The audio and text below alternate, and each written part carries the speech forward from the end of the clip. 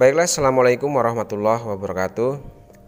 Pada pertemuan kali ini saya akan bahas mengenai cash flow atau biasa disebut dengan arus kas. Dimana untuk arus kas ini tujuannya dibuatkan laporan arus kas ini untuk memberikan informasi seberapa besar kemampuan perusahaan dalam membayar atau memenuhi kewajibannya. Kemudian tujuan yang kedua ini biasanya untuk memberikan informasi mengenai dana masuk dan keluar atau kas masuk dan keluar, sehingga untuk labanya itu dapat diketahui, sehingga suatu perusahaan itu dapat diukur dengan jelas. Nah, untuk perusahaan dagang di sini keluar masuknya kas atau adanya pendapatan atau pengeluaran kas itu terjadi dari adanya tiga aktivitas. Yang pertama ada arus kas dari aktivitas operasional, kemudian arus kas dari aktivitas investasi, dan yang terakhir adalah arus kas dari aktivitas pendanaan. Di mana masing-masing ketiga aktivitas ini pasti akan ada namanya penerimaan maupun pengeluaran kasnya, atau dari ketiga aktivitas ini biasanya akan ada terjadi atau transaksi penerimaan atau pengeluaran kas di masing-masing ketiga aktivitas ini. Nah, kemudian untuk penerimaan, khusus untuk penerimaan kas ini nanti akan kita buat atau kita ambil dari jurnal penerimaan kas.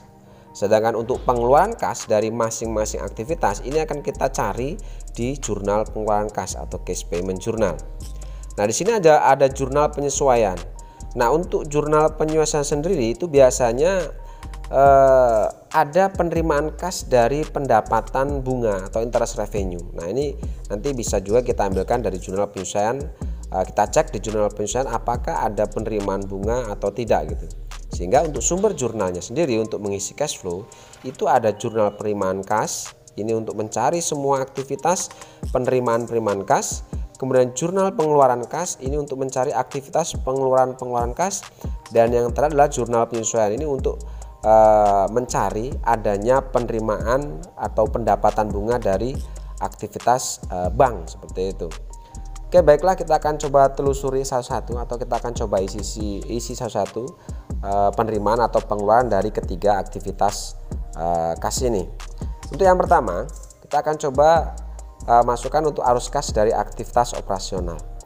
Nah, untuk penerimaan yang terjadi dari aktivitas operasional ini biasanya hanya dua kemungkinan. Yang pertama itu ada penerimaan dari penjualan tunai barang dagang. Yang kedua penerimaan dari piutang dagang.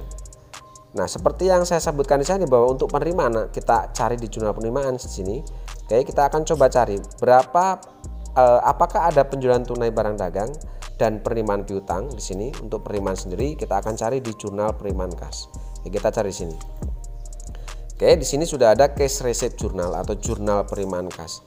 Nah, dari jurnal penerimaan kas ini kita akan cari ada berapa nilai yang didapat dari penerimaan penjualan tunai, kemudian ada berapa nilai yang didapat dari penerimaan atas pelunasan piutang di sini.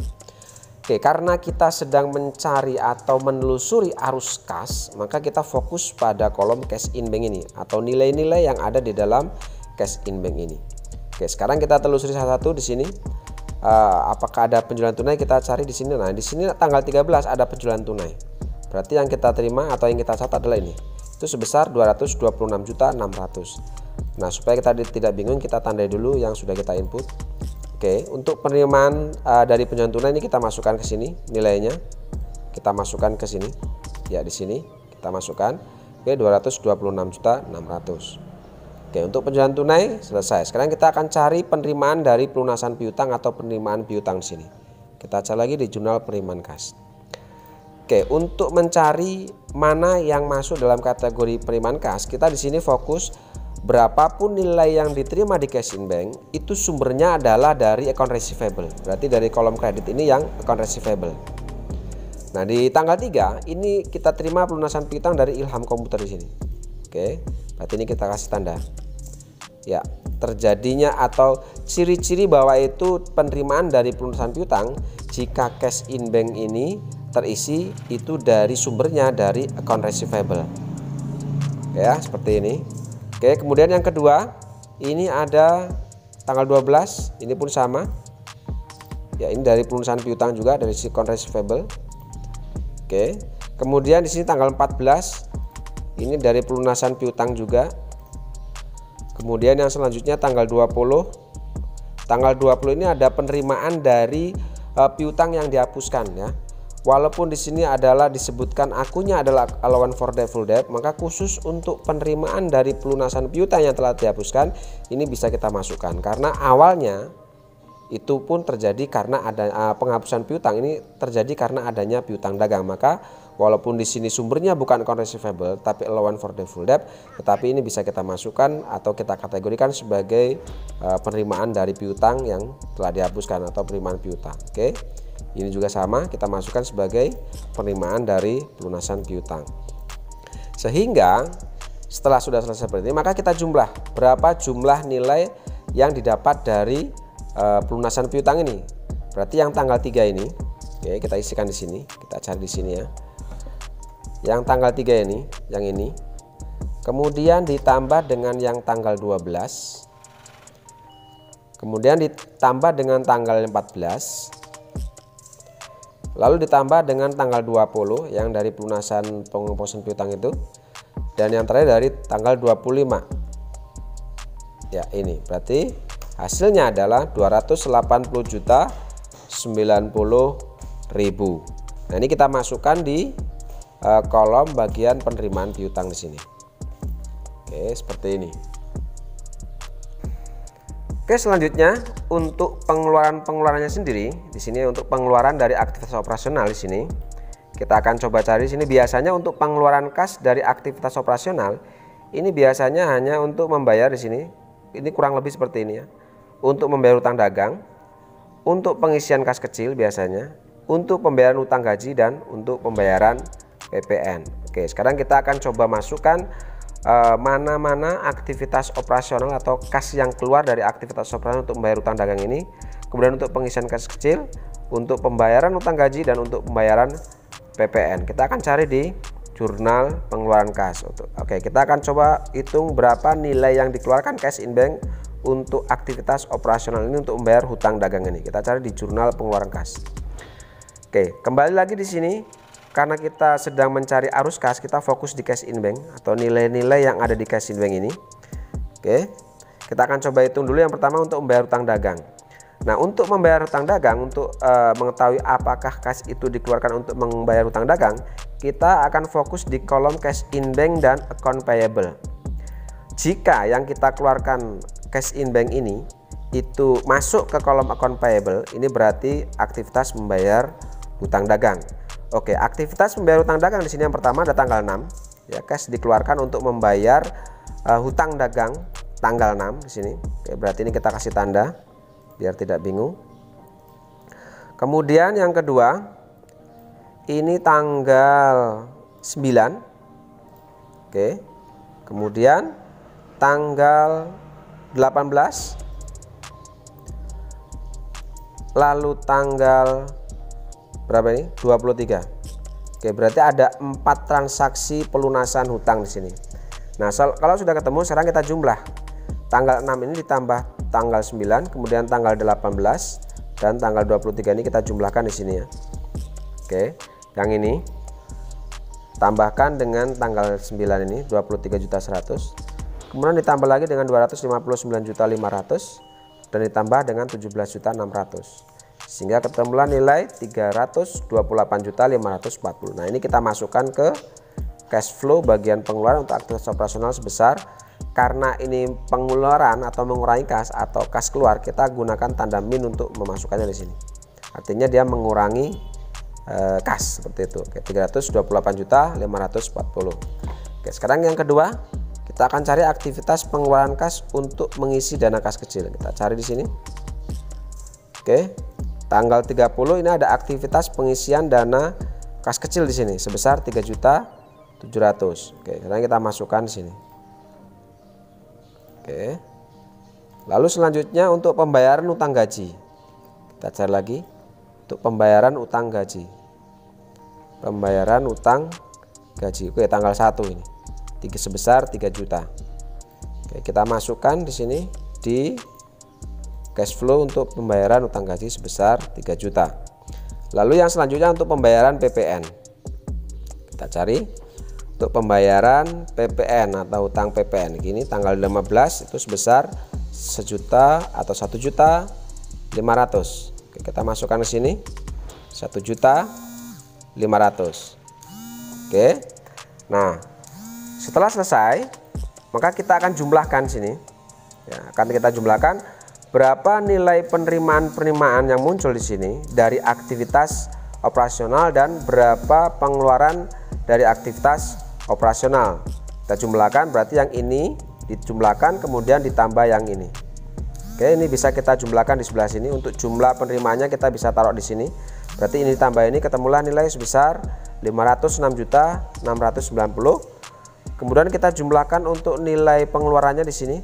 Ya, kita jumlahkan di sini ketemulah 336.740.000. Sehingga untuk mencari berapa total yang didapat dari arus kas aktivitas operasional, berarti penerimaan dikurangi dengan nilai pengeluaran dari arus kas operasional, sehingga ketemulah nilai di sini 169.950. Ini yang disebut dengan jumlah kas dari aktivitas operasional.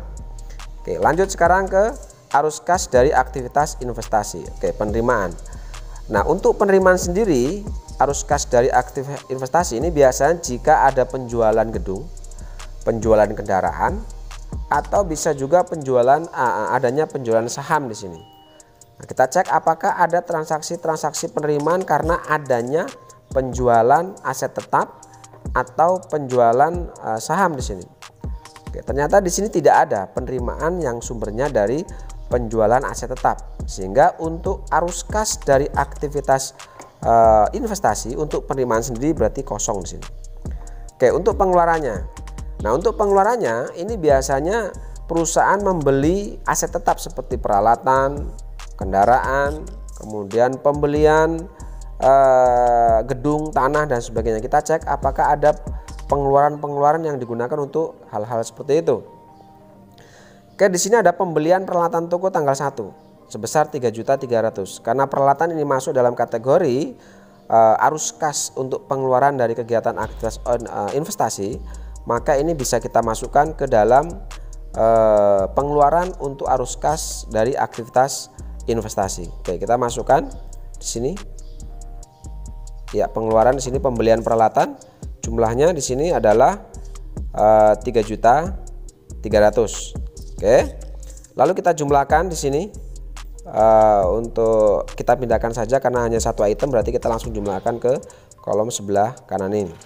Oke, lalu selanjutnya adalah arus kas dari aktivitas pendanaan. Nah, ini biasanya ini berhubungan dengan bank. Ya, penerimaan bunga, kemudian membayar angsuran bank dan sebagainya. Nah, kita akan coba untuk penerimanya dulu. Penerimanya kita ingat bahwa pada transaksi di jurnal penyesuaian itu ada di bukti memo itu ada penerimaan bunga ya di situ. Kita cari di jurnal penyesuaian. Oke, di sini ada penerimaan bunga sebesar 5 juta. Kemudian dipotong dengan beban administrasi bank sebesar 200, sehingga yang kita terima di Cash in Bank itu hanya 4.800.000. Nah, ini kita masukkan di cash flow, yaitu di penerimaan arus kas pendanaan. Nanti kita masukkan di sini. Ya. Pendapatan bunga sebesar 4.800.000. Lalu kemudian kita akan coba cari untuk yang pengeluarannya. Oke, kita cari di jurnal pengeluaran kas. Apakah ada pengeluaran cash in bank yang berhubungan dengan aktivitas pendanaan? Oke, di sini tanggal 30 ada pelunasan atau pembayaran angsuran utang bank di sini, yaitu sebesar 18 juta. Ya, ada sebesar 18 juta. Ini berarti kita masukkan di sini. Oke, kita masukkan di sini di pengeluaran ya sebesar 18. Perhatikan di sini. Ini 18 juta itu terdiri dari dua akun ya. Ada Bank BCA Loan dan ada interest expense. Berarti dua akun ini kita pindahkan ke sini. Yaitu pembayaran untuk pembayaran angsuran dan beban bunganya di sini. Oke. Hutang banknya untuk yang hutang bank atau angsuran pokok, ini kita ambil dari bank BCA-nya 15 juta. Ya, kita masukkan di sini. Ya. Kemudian untuk interest revenue-nya, untuk beban bunganya, ini kita ambil dari akun interest expense ini 3 juta. Oke, kita masukkan di sini. Ya. Sehingga total di sini ketemu nilai pendapatan dari aktivitas pendanaan dikurangi dengan nilai pengeluaran dari aktivitas pendanaan itu didapat sebesar min 13.200.000 karena lebih besar pengeluarannya ketimbang pendapatan dari aktivitas pendanaannya. Nah, karena min di sini maka otomatis nanti akan mengurangi nilai kas bersihnya. Oke, setelah sudah ditemukan di sini maka kita akan jumlahkan berapa total dari aktivitas operasional ditambah dengan total aktivitas investasi ditambah dengan total dari aktivitas pendanaan di sini. Sehingga 169.950 dikurangi 3.300 dikurangi 13.200 ketemulah nilai sebesar 153.450.000. Inilah yang disebut dengan kenaikan atau penurunan arus kas. Karena di sini nilainya plus atau nilainya dari seluruh pendapatan dan pengeluaran semua aktivitas kasnya lebih besar penerimanya, maka bisa disebut ini adalah kenaikan kas. Maka di sini saya hitamkan kata-kata kenaikan. Atau inilah kenaikan kas bersih dari aktivitas operasional, investasi dan pendanaan. Totalnya adalah 153 juta. Oke, langkah selanjutnya setelah kita sudah mengetahui berapa kenaikan atau penurunan kasnya, maka langkah selanjutnya adalah kita input untuk kas setara kas pada awal periode atau kas yang setara pada 1 Desember atau bisa kita lihat dari saldo awal kas 1 Desember itu berapa. Kita masukkan ke sini. Untuk memasukkan atau mengambil nilai kas yang setara kas pada awal periode atau kas yang setara pada 1 Desember, ini kita bisa ambil dari buku besar, ya. Kita bisa ambil dari buku besar untuk lihat cash in banknya di sini bahwa untuk saldo kas awal 1 Desember itu sebesar 40.500.000. Oke, 40.500.000. Berarti kita masukkan ke sini 40.500.000-nya. Ya. Kemudian setelah kita masukkan untuk mencari berapa kas yang setara pada akhir periode, maka tinggal kita jumlah kenaikan kas bersih ditambah dengan saldo kas awal periode ini. Sehingga sebesar nilainya adalah 193.950.000. Ini yang disebut dengan kas yang setara dengan kas akhir periode atau kas setara kas 31 Desember 2016. Nah, untuk memastikan nilai kas yang setara dengan 31 Desember ini kita bisa lihat di neraca apakah nilai cash in bank itu sudah sama dengan nilai yang ada di arus kas ini. Kita lihat di neracanya. Oke, cash in bank. Di sini ada saldo cash in bank sebesar 193.950. Di si arus kas itu jumlahnya sama, sehingga jika sudah sama antara kas setara kas 31 Desember dengan saldo kas akhir periode, artinya arus kas yang kita buat ini sudah benar. Oke, saya rasa cukup mudah ya, tidak seberapa sulit. Semoga ini bisa membantu. Terima kasih. Assalamualaikum warahmatullahi wabarakatuh.